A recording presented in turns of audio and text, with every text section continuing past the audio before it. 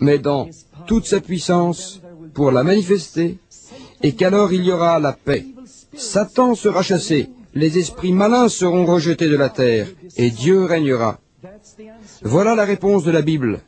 Et nous prions pour cela, et je souhaite que nous travaillions tous dans ce sens.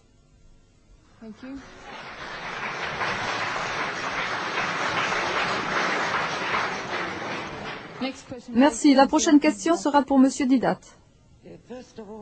D'abord, je suis d'accord avec le pasteur que ces 2 derniers soirs ont révolté les chrétiens, les ont bouleversés.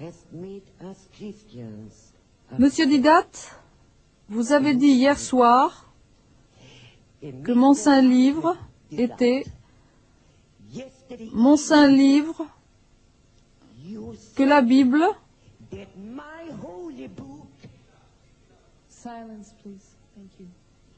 mon saint livre, la Bible est le livre le plus dangereux qui n'ait jamais été écrit dans le monde.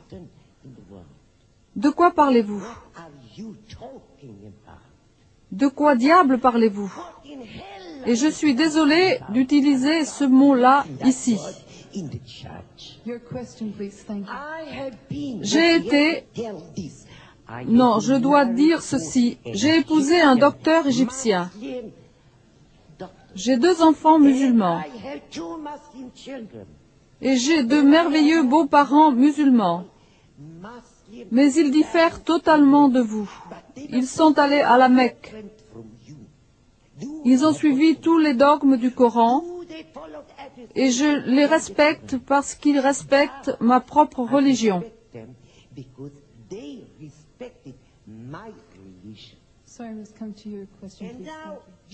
Et maintenant, vous parlez d'occupation. Oui, j'en viens à ma question. Quelle était l'occupation du prophète Mohammed? Quel âge avait sa plus jeune épouse? Quand l'a-t-il épousée? Elle avait 6 ou 10 ans. Merci.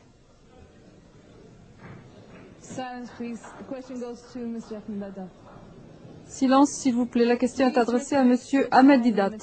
S'il vous plaît, respectez le temps de façon à ce que nous puissions le plus possible répondre aux nombreuses questions. Merci.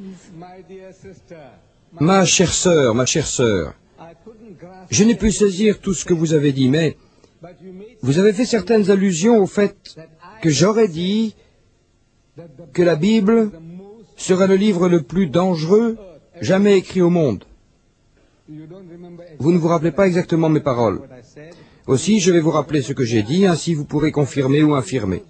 J'ai parlé par les mots de George Bernard Shaw. J'ai cité George Bernard Shaw, qui dit qu'il s'agit du livre le plus dangereux du monde et qu'il fallait le garder sous clé. J'ai seulement cité George Bernard Shaw.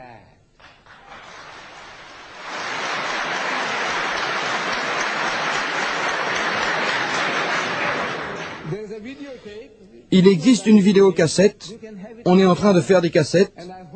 Ainsi, cela pourra vous être confirmé et je souhaite et prie pour revenir en Scandinavie à Stockholm. Et si vous pouvez trouver que j'ai dit cela, ce sont les mots exacts et la vérité toute pure dit que plus d'un censeur mettra un X à tout ce qui, au respect de mes frères et mes sœurs, car mes sœurs, mes enfants, j'ai honte de vous citer la Bible.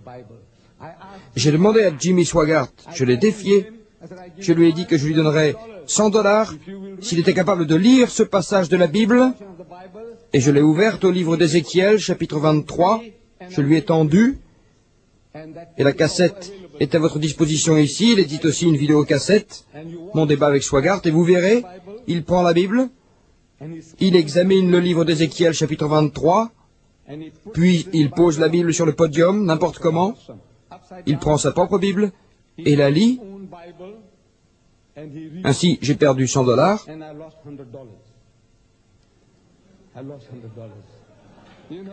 Et vous savez pourquoi? Vous savez pourquoi j'ai perdu $100 à cause de cette lecture, vous voyez? Il avait joué un tour à l'audience. Et je ne joue pas avec les mots. Vous avez fait ça? Oh non, je n'ai pas fait ça. En souriant, j'ai sorti de ma poche des billets que je lui ai donnés. Jimmy Swaggart est sur la cassette. Ce que j'ai fait était, vous voyez bien que ce que je lui ai donné était dans un anglais simple, qu'on appelle un chat. Il examina ses notes et réalisa qu'il ne pouvait pas les lire. Même lui, avec tout ce qu'on a découvert à son sujet plus tard, même avec toutes ses propensions, il n'a pas osé lire ce que je lui ai donné, la Bible. Il a pris la version autorisée, celle du roi Jacques, et il a lu à 100 à l'heure. Quelques étudiants arabes m'ont questionné le matin suivant. « Uncle, qu'est-ce qui s'est passé? On ne comprend pas. » Je leur ai répondu, « Vous le défiez, il fait quelque chose, vous lui donnez $100. Pourquoi? » Et puis j'ai dit, « Vous voyez cet homme? Il y a un certain nombre de choses qu'il a faites qui lui ont permis de gagner $100. Premièrement, il n'a pas lu ce que je lui ai donné. Deuxièmement, il a lu à 100 à l'heure. Fils de l'homme, il y a deux femmes, filles d'une mère, elles ont fait des saloperies pendant leur jeunesse, des saloperies en Égypte, et puis elles ont blablabla. Bla bla bla bla. La langue arabe ordinaire ne comprend pas saloperie. Qu'est-ce que saloperie? Il pense, qu'est-ce que vous avez dit? Qu'est-ce qu'il a dit? Et avant d'avoir saisi, l'autre est déjà à des kilomètres plus loin. La vitesse de sa lecture, l'anglais archaïque qu'il emploie, et de plus, pour les jeunes Américains, la pornographie n'est pas pornographie. Ils en ont l'habitude, jour et nuit. 24 heures sur 24, vous la voyez à la télévision en direct. Les choses sont ainsi. Je ne sais pas si personnellement vous souhaitez me faire lire ce passage. Il s'agit du chapitre 16 du livre d'Ézéchiel. En ce qui concerne les Égyptiens, elle parle d'un mari égyptien. Parlez des Égyptiens. Il est dit, chair plus subtile. Qu'est-ce que vous entendez par là? Les Égyptiens et les Syriens, chair plus subtile, elles ne peuvent être satisfaites. Ces Juives, être rassasiées, ces prostituées juives. Ézéchiel chapitre 16, je ne peux pas vous le lire. Mais si le pasteur le désire, je peux ouvrir la Bible au livre d'Ézéchiel chapitre 16. Si le pasteur ose le faire, à lui l'honneur. Merci.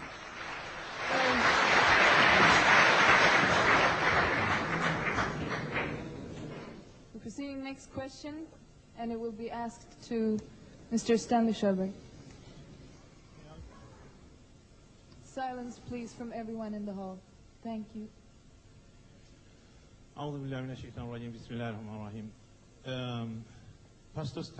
Pasteur Stanley, vraiment, je suis un peu déçu par vos propos, parce que vous, un homme d'une telle dimension religieuse, être là et nous ridiculiser, nous, les musulmans émigrants de ce pays, en disant combien vous nous avez aidés et ainsi de suite. En même temps, j'ai le sentiment que vous parlez un double langage. Vous excuserez l'expression, mais vous l'avez employé vous-même. Je suis désolé. Mais je n'ai pas l'habitude de parler en public. Aussi, j'ai le cœur lourd. Vous alourdissez le cœur des gens. Nous, musulmans, qui haïssons les Juifs, vous nous mettez sur la même balance que, comment vous les appelez, les nazis. Et vous oubliez que nous vivons dans ce pays, pays où précisément, le racisme prend maintenant de l'expansion. Bon, je vais vous poser une question très simple. Est-ce que Jésus, votre Dieu, vous a enseigné à traiter les gens de cette manière?